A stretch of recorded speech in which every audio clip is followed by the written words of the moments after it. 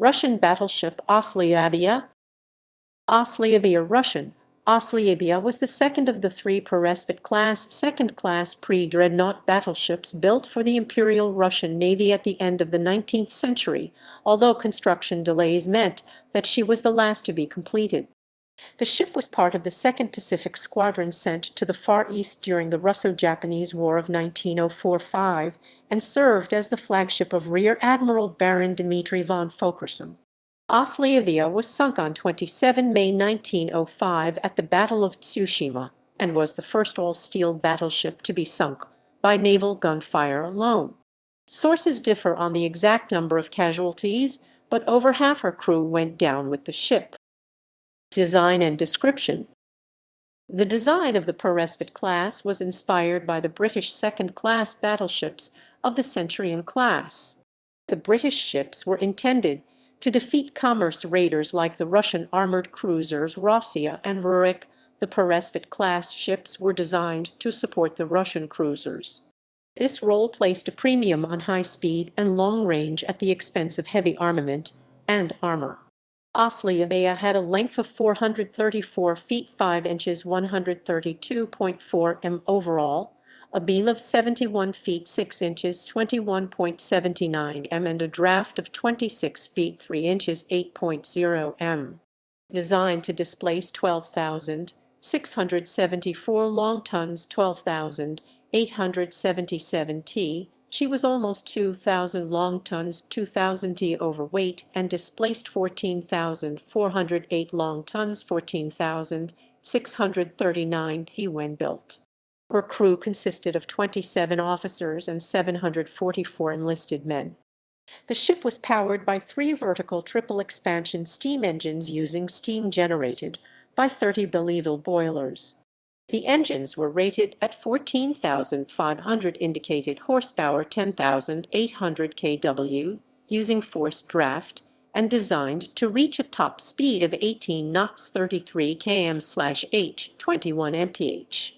Oslябya, however, reached a top speed of 18.33 knots 33.95 km/h 21.9 mph from 15,051 indicated horsepower 11,224 kW during her sea trials in September 1902.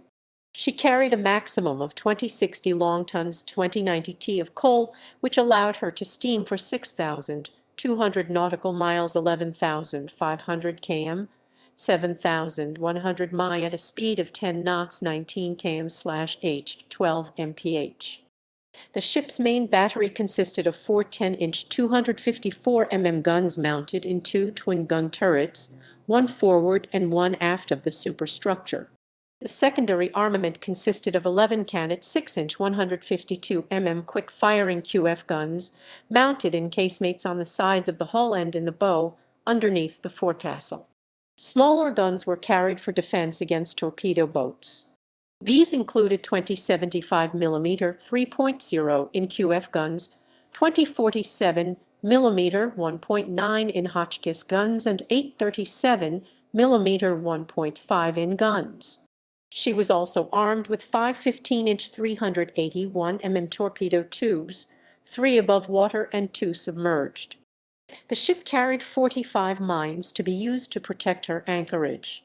Oslябya's waterline armor belt consisted of Harvey armor and was 4 to 9 inches 102 to 229 mm thick. The belt was 7 feet 9 inches 2.4 m high, of which the upper 36 inches 910 mm was intended to be above the waterline, but the ship was significantly overweight and only had 3 inches 76 mm showing at normal load. At full load, the belt was completely submerged, and her only protection was the 4-inch upper belt. The Krupp-cemented armor of her gun turrets had a maximum thickness of 9 inches, and her deck ranged from 2 to 3 inches 51 to 76 mm thick. Construction and career. Oslябya, named for Rodion Oslябya, a 14th-century monk of the Troitsi Sergeyeva Lavra and a hero of the Battle of Kulikovo in 1380, was laid down on 21 November 1895 by the New Admiralty shipyard in St. Petersburg and launched on 8 November 1898. Problems at the new Admiralty shipyard delayed her completion until 1903 at a cost of 11,340,000 rubles. The ship sailed for Port Arthur on 7 August 1903 with the armored cruiser Bayan, but Oslyaby ran aground in the Strait of Gibraltar on 21 August and was under repair until late November, first in Algeria, then at La Spezia, Italy.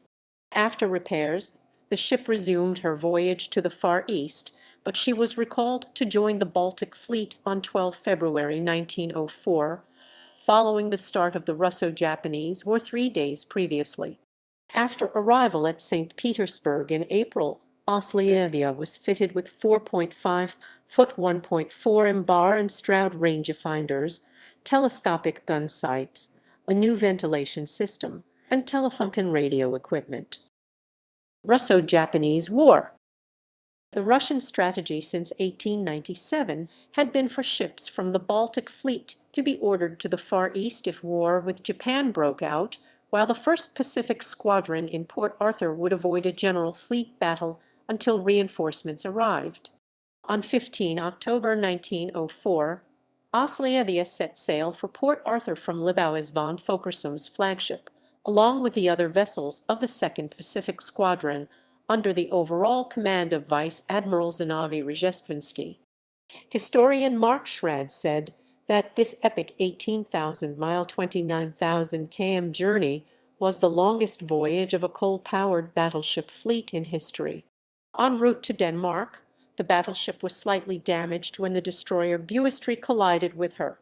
When his ships reached the port of Tangier, Morocco, on 28 October, Rzhestvinsky ordered his older battleships under the command of von Fölkersam to go through the Mediterranean and Red Sea to rendezvous with his main force in Madagascar.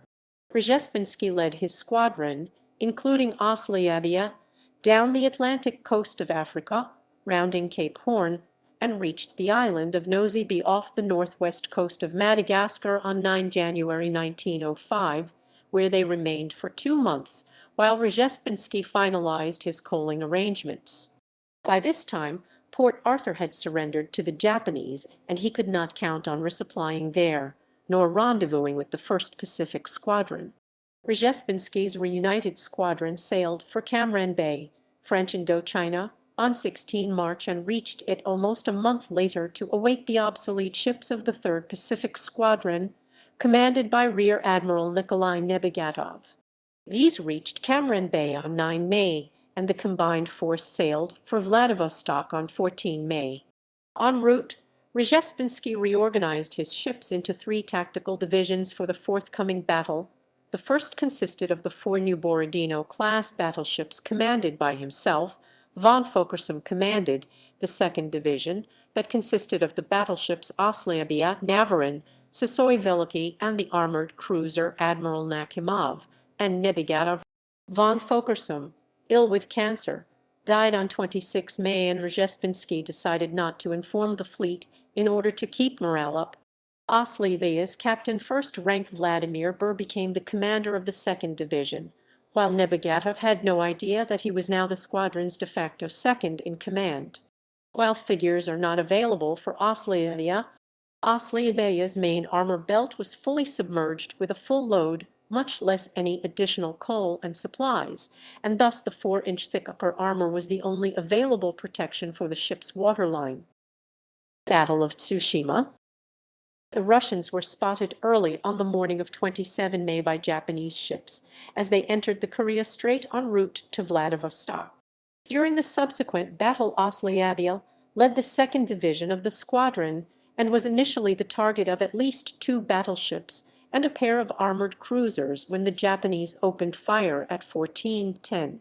As the Japanese approached, Rzhestvinsky ordered the fleet to move from line-ahead formation to parallel columns, and Oslyaby was forced to almost stop in her tracks to avoid hitting the battleship Oriole, the last ship of Rzhestvinsky's division, as she maneuvered. Almost immediately, the shells began inflicting damage, knocking out the rangefinder, wounding the gunnery officer, and severing the cables connecting the guns to the Jaisler fire control system. Other hits shot away the mainmast and knocked out the forward gun turret, as well as three of the port 6-inch guns. Splinters from one of the many hits entered her conning tower, killing the quartermaster and wounding most of the men inside. This caused the ship to fall out of line to starboard, and she was engaged by 6 Japanese armored cruisers at short range. More serious were several large-caliber shells that struck along the ship's waterline about 15 minutes into the engagement that caused major flooding. They opened up enough of the ship's bow to the sea that her forward motion forced more and more water into her hull, and she began listing to port. Flooding of her starboard forward magazine was ordered in an attempt to counteract the list, but it just added more weight forward and destroyed the ship's stability. Oslyaby's list increased to 12 degrees at 14:20, flooding many of the lower turrets. Her funnels touched the water around 15:10 and were ordered abandon ship. The ship sank a few minutes later, with her starboard propeller still turning, taking Burr and 470 of her crew with her. Footnotes: